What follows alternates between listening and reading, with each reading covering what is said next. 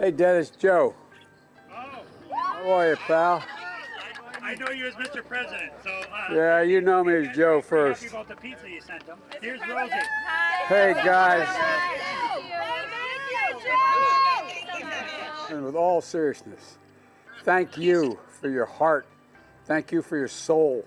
I've been saying, as Dennis can tell you, for years now, America has a lot of obligations, but only one truly sacred obligation. I mean this from the bottom of my heart.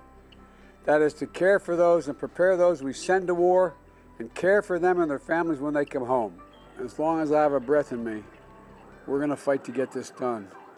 As long as I have a breath in me.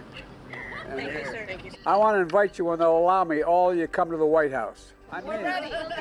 I'd be, We've only been waiting 13 years. Get over right now. all right, and by the way, you got to bring a pizza though. We'll bring you pizza. All right. There's not going to be any left No over, pizza. Mr. Yeah, President. we're This is going hungry. fast. Yeah. All right. Thanks, Dennis. Thank you, Good thank to you, see you, Dennis. Mr. President. Thank you. God bless you all. All right. Bye-bye. Thank you.